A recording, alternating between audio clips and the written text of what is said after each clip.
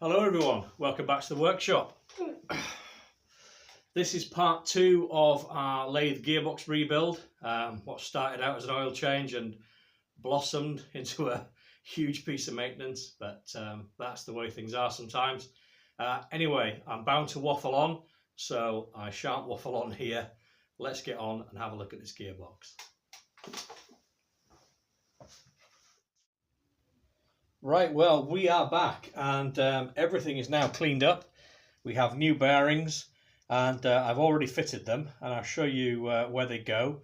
Rather than have you sit through the tedium of watching me fitting bearings, everything is as it was the last time you saw the gearbox. So for instance, these 3 bearings here have been changed, and as you can see, they're shielded on this side, but on this side they are, you can see in there, they are open to lubricating oil, so the oil can get into them. So what I did was I bought 2 RS bearings and I just removed one of the shields, and that gives us our single side shielded bearing. So that's that bit. Then we have the input shaft bearing housing.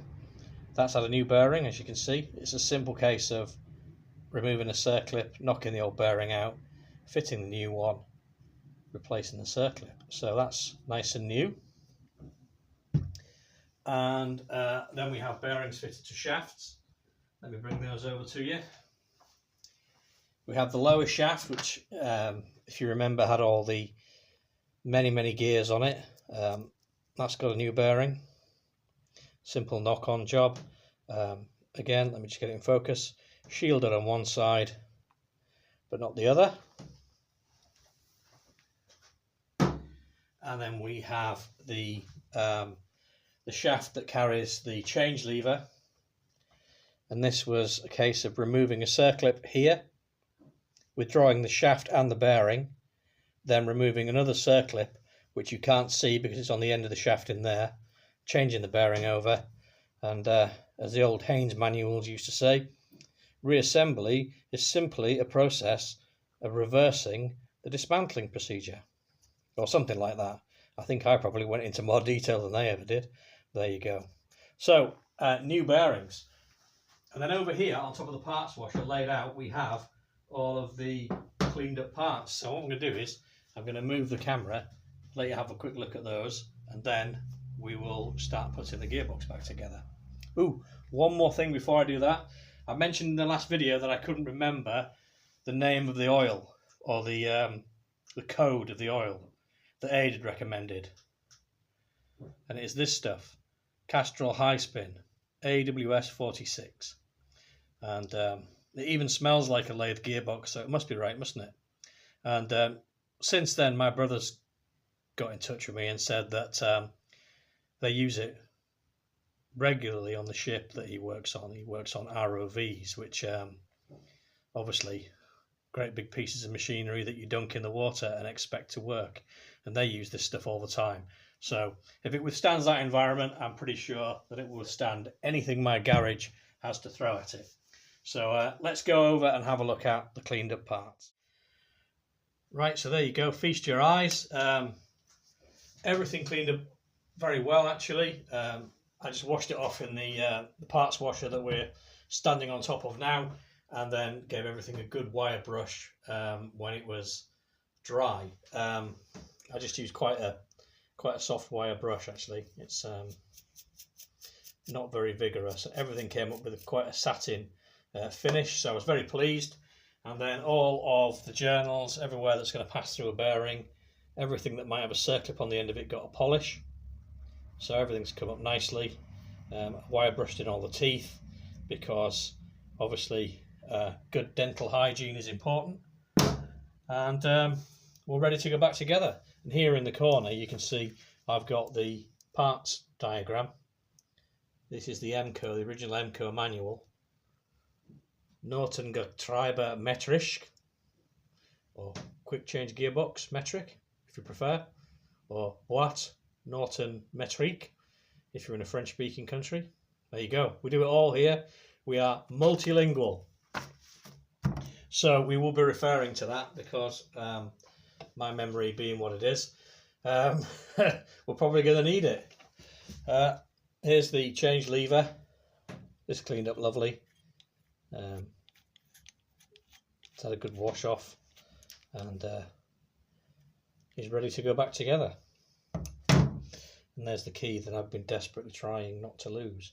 And so far, so good. Right, I'll get you back on the bench, and we will start putting this thing back together. Okay, I've got you a bit of a jaunty angle. I'm trying to make the best of the available light, but there isn't that much of it, to be honest with you. I really do need a better light above the bench for filming. But we'll get on as best as we can, and hopefully you get to see as much as possible. So we're going to start off with this lower shaft, which is the one that has the most gears on it. Runs in across the bottom like that. And as you can see, I already showed you, we fitted the bearing to the shaft. So I'm going to build it up outside the gearbox as far as possible. I think once we get to this wheel here, that's the last one that we can do outside the gearbox, because the others won't fit through the bearing aperture here. So we'll do that to start with. I've got the manual here just in case I forget, and I'm going to put a little bit of oil on just to give us a fighting chance of everything going on. There we go, not too much. Okay, and we start off with the smaller pinion. I think it's 24 teeth. That one goes on. Then the slightly larger pinion facing the same direction, and then we just build it up. You notice that the wheels have got a little raised portion, and they go together. And I think that's it. I think we go in through here now, and we continue building up.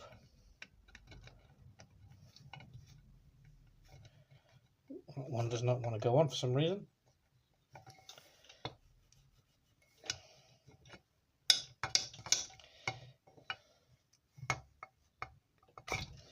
Let's find out why. Let me just turn you off. Find out why this won't go on. Right, tiniest little bit of dirt, and it wouldn't go on. So let that be a lesson. I think it was actually a little bit of the carborundum from cleaning the shaft or cleaning the gear, possibly. But they are a good fit, so you don't want any foreign objects in there. There we go. Just put a little bit more oil on.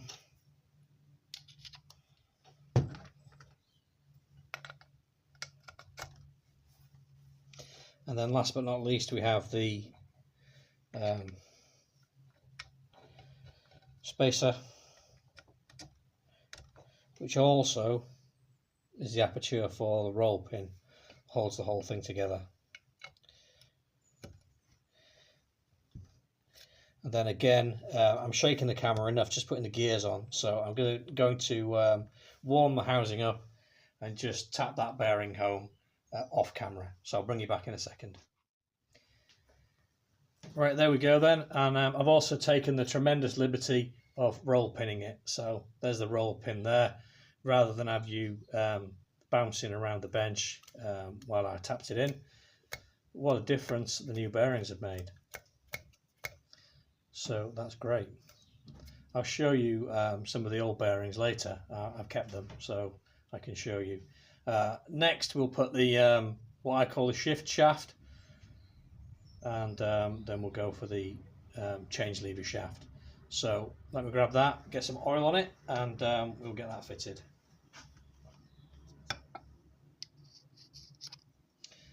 There we go. Oh, wrong way. That goes in there. And I'm going to have to push the snap ring down a little bit. Maybe I should do that out of the gearbox and make things a bit easier, wouldn't it? I don't want to push it all the way though, because we need a bit of play. We need a bit of play on this gear to get the shaft in and out. So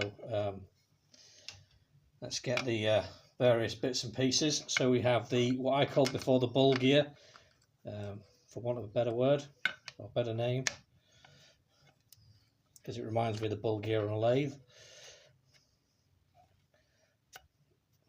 That's down as far as the circlip. Now we have a pinion.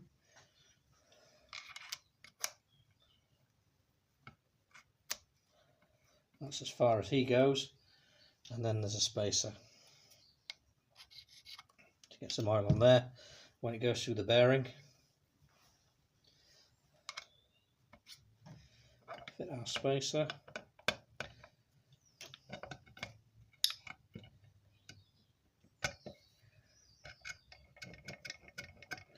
There we go.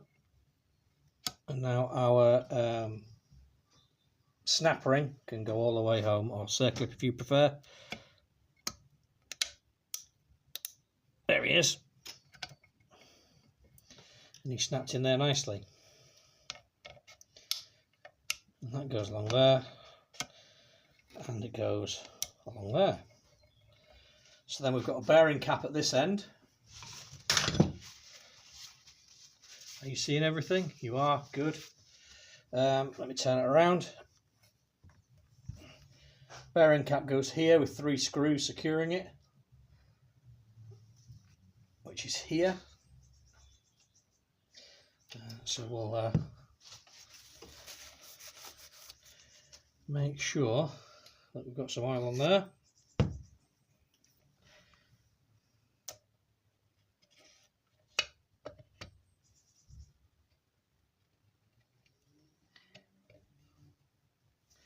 Just give him a little bit of a tap home. Excuse me if I wobble the camera. This bench is rather flexible. But as I say, plans are afoot to make it a bit stronger. Right, what do I need next? There is the drive collar, you might want to call it, which is this is where it picks up the drive from change wheels. I'm just going to give that a bit more of a clean. So I shall bring you back when I've done that, because I've neglected that piece a little bit. Right, he's nice and clean now. I've got a bit of oil on, so in there it goes. Oh, did you hear that? There's a train going by. And we just got to line up all the little holes now. There's a hole in the shaft, there is a hole in the driving collar, and obviously there's a hole in the housing. And then we can put the roll pin through. So let me do that, bring you back. Right, we've done that, and these 3 screws that hold this housing on have miraculously appeared as well. Amazing stuff, this video. And that is as smooth as silk. And that roll pin and that collar also checks the end float on the shaft, and it's barely perceptible. So yeah, that is lovely. Everything moves in and out of gear as it should do. That locks up with that one there, and then moves forward, locks up with that one there. So yeah, so far so good, we're happy.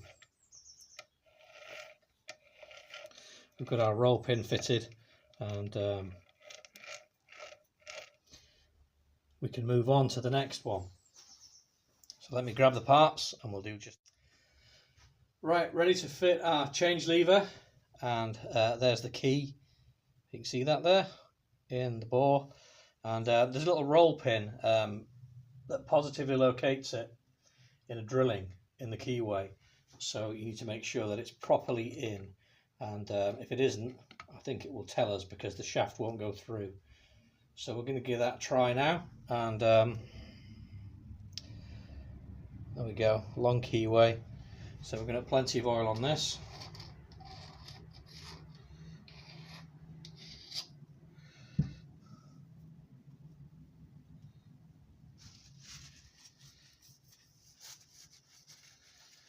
just to make sure it all fits together smoothly. And then there's a pinion that goes on this end, but once we've got it through the bearing. So let's orient it so that it goes through the keyway and just get it started, hopefully.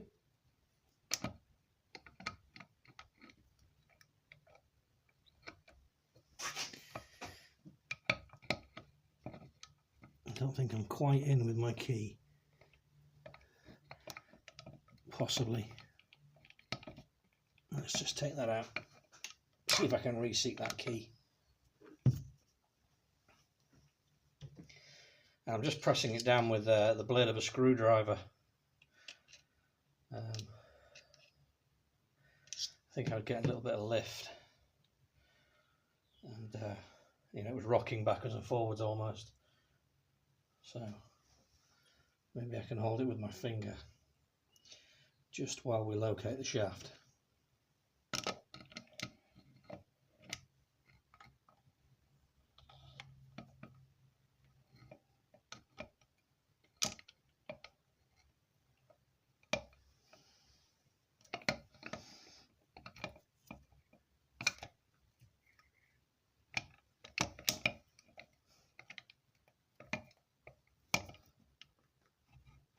That feels tight.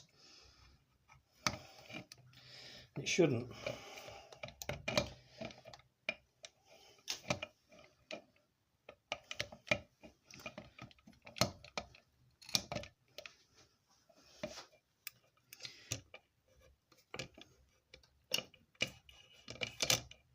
Yeah, I'm not happy with that at all. Right, I'm going to have a little bit of a fiddle around with it. Make sure that the key isn't the wrong way around. I can't see any lead or slope on it, but let me just take it out and have another look. Well, there's no lead, no slope on it or anything like that. I think I maybe just didn't have it quite located properly, but as you can see, it's a much better fit now. So I'm just going to bring this down here and let it drop into one of its locating points, and then we will get this shaft through the bearing.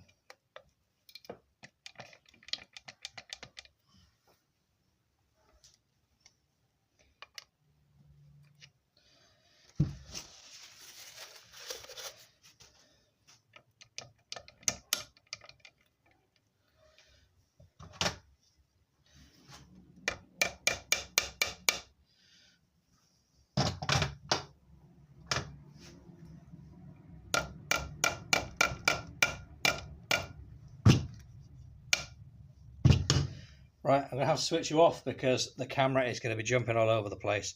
I'm just going to tap this through the bearing and then I'll bring you straight back. Well, there we go.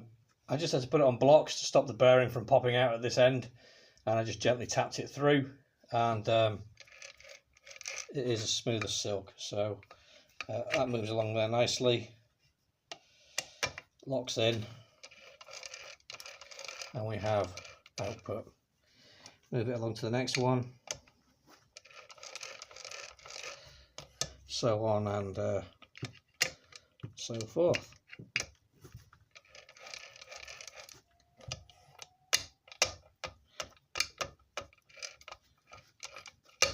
There we go.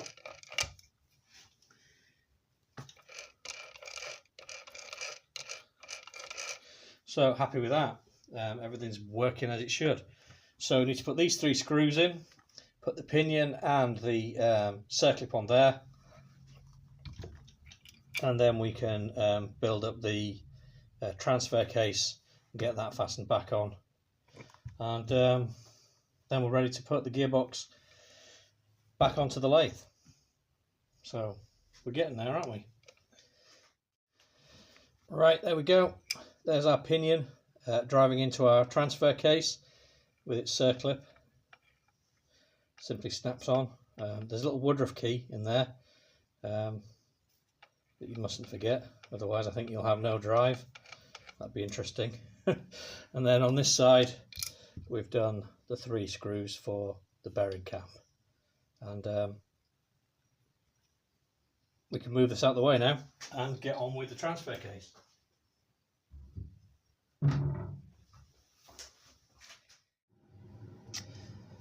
Okay, so we'll put our transfer case back together, and I'm just going to put some grease in that bearing. I didn't change that roller bearing because it felt pretty good to me. I'll just put some grease in it. It has been washed out. I'll try and keep all this in the camera for you. And then that plain bush there, again, didn't change it. I doubt whether I'd get one, to be honest with you. I'd probably have to make it. I don't know. If anybody knows different, please put it in the comments. But I know you can get sort of nominal size plain bushings, but that may well be an Emco special job. But anyway, it was all right, so we left it in.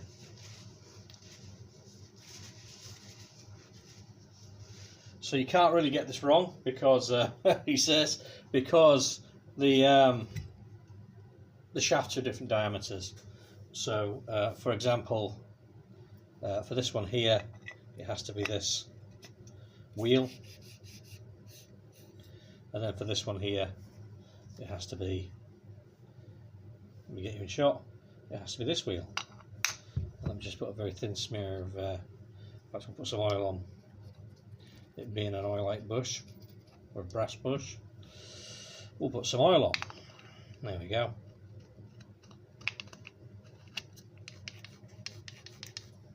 And then we've got a third gear to put on here, which is this one, and that's secured by a nut and bolt, special banjo type bolt. And then there's a shim that goes between, I believe it's that one.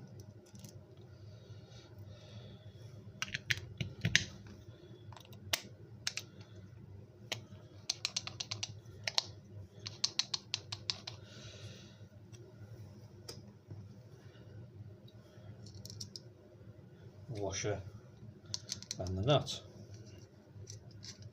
I hope you're getting all this. I'm watching my hands, not watching the screen, so hopefully you're seeing everything. And then we need a 13mm spanner to just give that a wee nip, and that should be it. And I'm going to put some grease in here, and then I haven't got any gasket paper at the moment. Well, I have, but not enough. So I'm just going to use a little bit of 5990 Loctite copper silicone on there, which will be perfect because it is grease resistant sealer. So that's what, sorry, oil resistant sealer.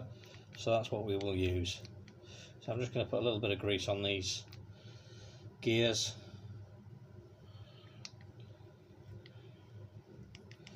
Just to get it all going.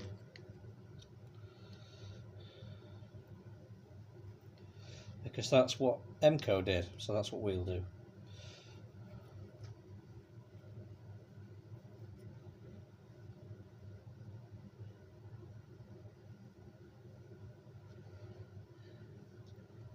We'll just charge it with grease. And let it work its way in. Oh, I'm doing it again, aren't I? Sorry. I'm talking, but you're not seeing.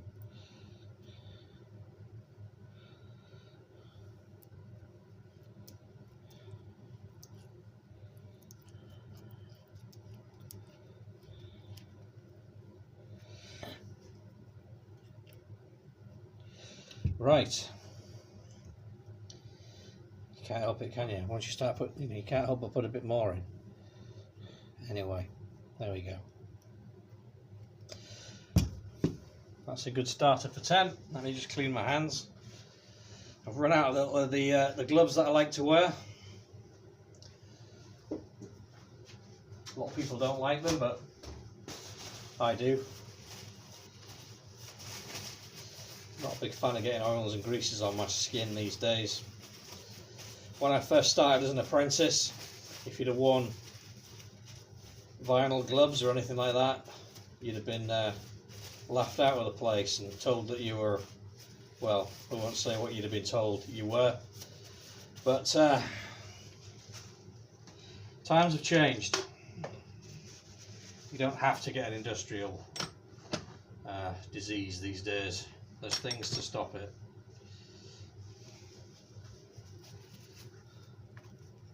And your health is your health, basically. If you haven't got your health, what have you got? So let's just clean up this joint face a little bit. Oh, they're doing it again. You got to tell me.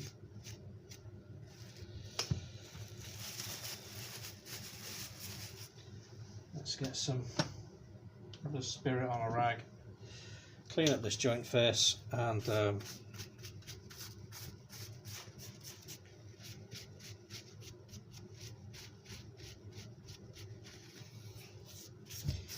get some gasket sealer on.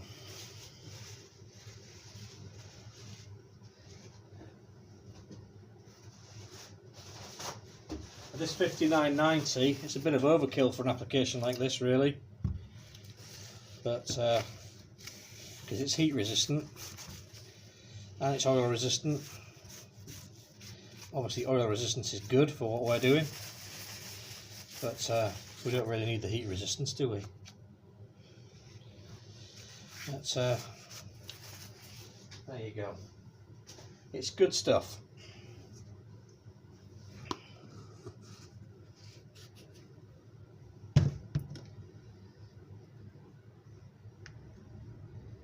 Right, so I'll get a bit of that squirted on and bring you back. Right, there we go. A little bit of gasket cement on there and 3 bolts secure our transfer case in place.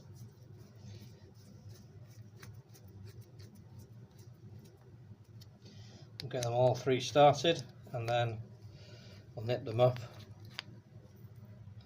Have a bit of a wipe around the excess sealant, make it look nice.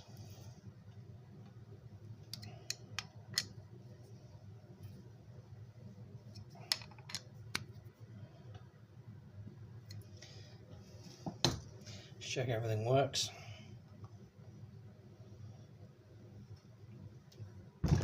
Make sure we've got output. Oh. Get you in shot. As you can see, we've got output. So I'll give that a bit of a clean up, and we're just about ready to reinstall it on the lathe. Right, so finishing touches now really. Clutch is on with its shear pin, just knocks in. It's just an aluminium shear pin. I don't think it's long for this world, that shear pin. I'll have to make another, but it will get us going. Cleaned up the sealant bead, made it look nice and pretty. I appreciate the light's not great here, is it? Let me try and get you a little bit more light. There we go. Yeah, sealant bead's looking a lot prettier, and I have refitted this cover plate, which forms part of the sort of closure, the enclosure at the end of the lathe. So that's on, and the next step is to go over to the lathe, get your setup over there, and get this thing bolted back on. Okay, so we've got that awkward one underneath started, and I'm just going to put these 2 cap heads in here.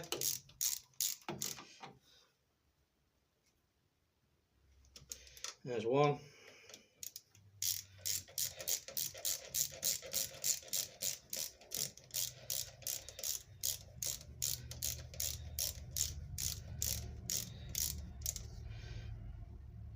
There's number 2.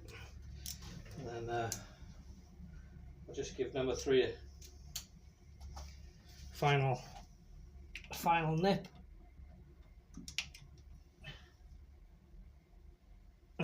gearbox tweaked. So we're good. Gearbox installed. So we can just get that wipe. Let's give that power shaft a bit of a wipe. You can't see that's out of shot, but you'll see that in a minute. So lead screw coming in, power shaft. Power shaft just slides inside the clutch. Let me move you down a little bit so you can see that. There you go. I'll pull it out again so you can see. So yeah, it's a hexagonal power shaft, and it just slides inside the clutch. There's no pin or anything to retain it, and then the lead screw just gets its hole lined up and its shear pin knocked in. So we'll do that now. Here's the shear pin.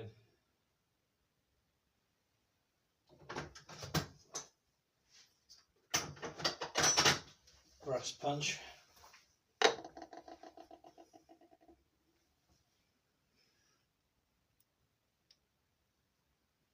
Just make sure it's lined up.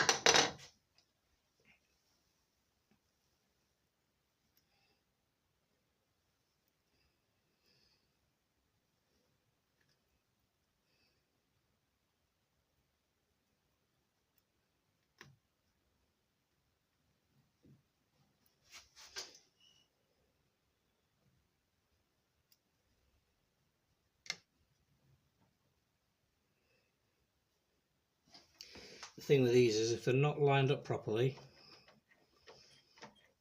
you'll just break the shear pin or bend it.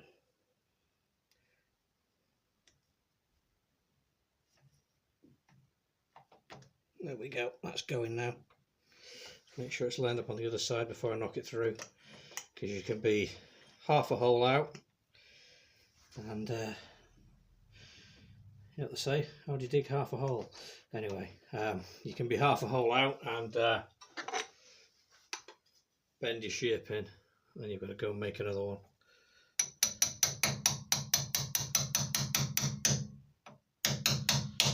There we go.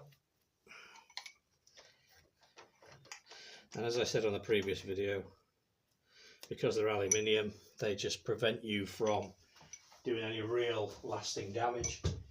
Hopefully, at least if you get a crash, because it fractures and it interrupts the drive. And hopefully you get away with it. Right, so we are connected at this end. We just need to be now connected at the drive end in here. So if I can get you a shot of that somehow, I will do. We'll put the quadrant back on. We'll set the gear backlash. We'll put some oil in the gearbox. We'll put the lid back on, and we should be ready for a test run. So let's see if I can get you over there in a reasonably good position to see what's going on. Right, you are at the moment perched on the cylinder head of the compressor on a piece of steel that I've just plonked on top of there so that the mag mount for the camera will stick. And the lighting is absolutely horrendous, and I can only apologise for that, but you will, I think, get an idea of how this goes back together. So we need a couple of hex keys, Allen keys. We need a 17mm spanner, and we need a strip of paper. And that's what we need to set up the quadrant. So I'll just grab the quadrant now. This is the standard quadrant that the machine uses for metric threads and for normal turning operations. On it goes. Just pull that out, that's it. And we'll get this driving wheel in the right position.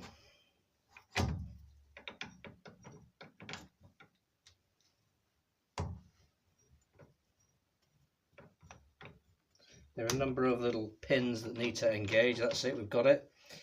And then this cap head goes in here. Doesn't need to be tight. It's just to stop the gear from wandering off the end. There's no need to worry about tightening it up so that it'll snap. There we go, and then that pushes back in again. This is the feeds for threading, out here for threading, and then in here for normal feed. And we have a 17mm nut down here at the bottom. And now we need to set up the gear backlash here, and that's where our piece of paper comes in. So we just put our piece of paper in,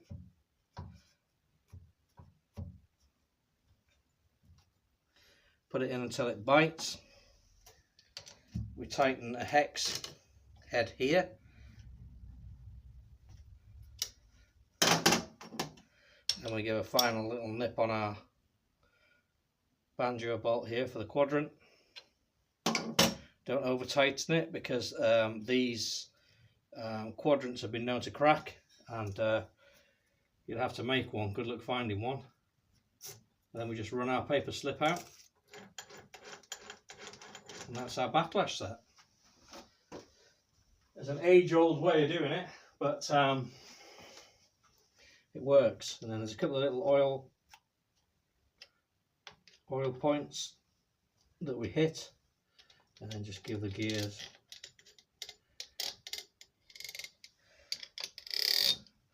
a little run of oil. Try and keep it away from the belt up here, which is the tooth belt from the motor. As you can see, the tumble reverse lever is in neutral, so it's not engaged with the headstock. As soon as we put that in, we'd have to turn the motor to turn the spindle, which would then feed through the tumble gears and down into the change wheels. But that's it. That is this end of the job set up. So we can close the door.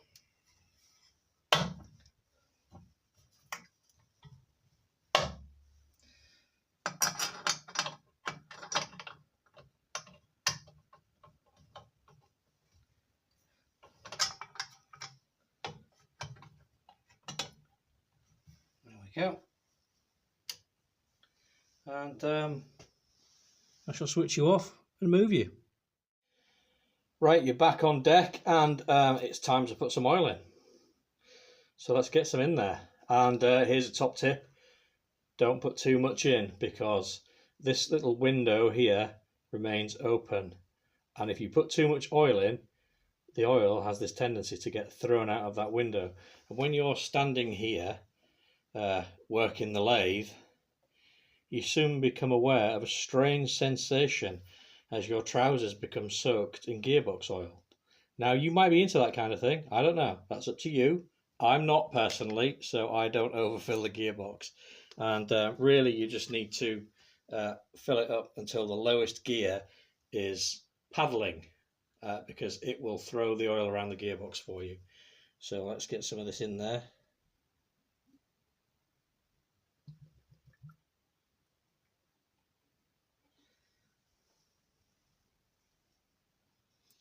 And that'll do us.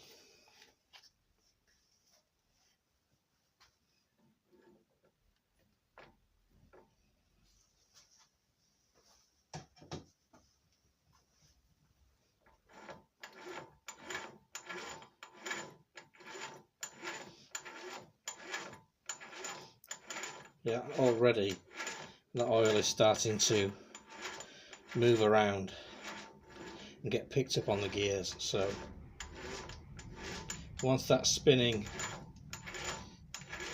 you can actually see a little wave occur as the gears pick the oil up.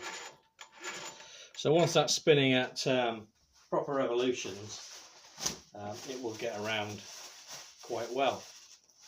So we just got to get the cover on, and the infamous wiper which I have, or the shoe if you want to call it that, which I've stuck in with a little bit of grease. Hopefully it won't immediately leap out and go to the bottom of the gearbox when we invert it, but that's about midway between, so that's about the right position to get it on. That's with the lever. Let me show you that. I'll hold that with my finger. With the lever in the middle position, you want the gear that I referred to as the bull gear about halfway between the larger gear and the pinion. And if you have it there, you should, if this is pointing at 90 degrees to that edge of the casing, you should be able to get this on reasonably well.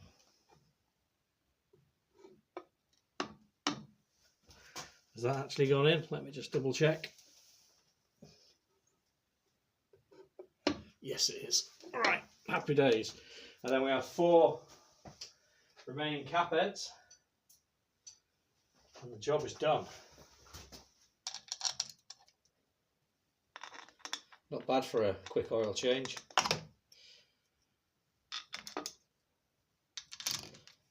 So let's get these wound in. Oh, get the right key, you dummy. What a Charlie, honestly. I've got to use the socket for that one. And that one.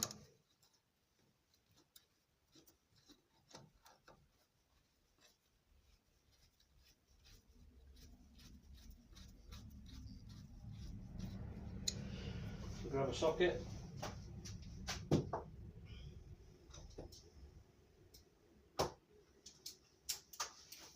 Is it this one? It is.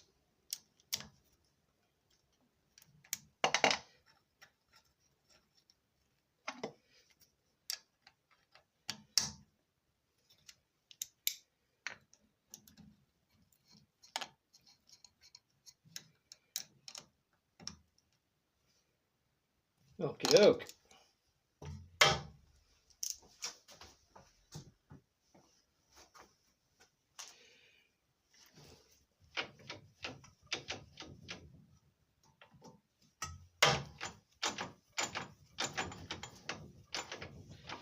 So, let me get you moved again. We'll give the lathe a bit of a run, go through the gears, make sure that everything is good. Okay, you're on the wobbly tripod now, and I've got it in the lowest feed position, the highest gear, and you should be able to see the feed shaft and the lead screw turn when I turn the chuck, which you can. And if I go for the middle position, it's going quite a bit faster, and in the high position, again, quite a bit faster, and then we just knock it out of gear, move it down here. You can see that that's slowed it right down.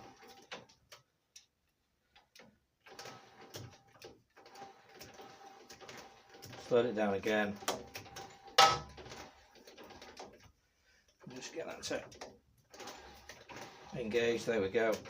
Slowed it down to its slowest speed. So, gearbox is working as advertised.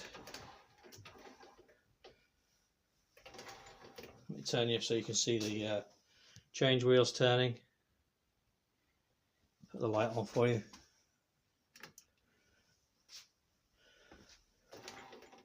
There's everything working on our Quadrant.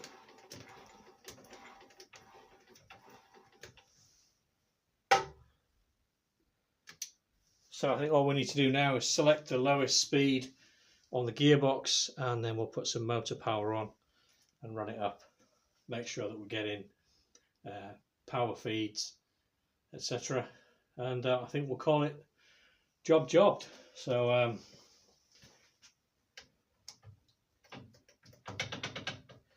move the oil can out of the way so it doesn't fall off, and make sure we're on at the mains, which we are. Nothing under the chuck, Saddle's free to move, we're not in gear. Lead screws out. So let's have some power.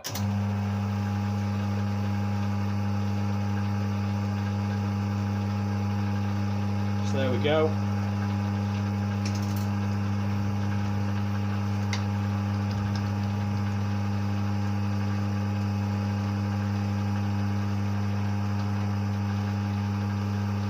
You can't really see anything because we're going far too slowly, so let's just have a little bit more power, a little bit more speed. There we go. You should be able to detect the saddle moving under power. There we go.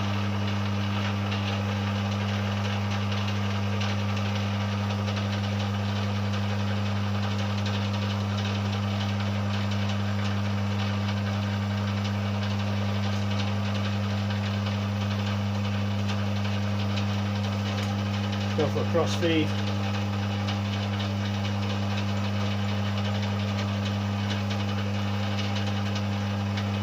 Engage the lead screw.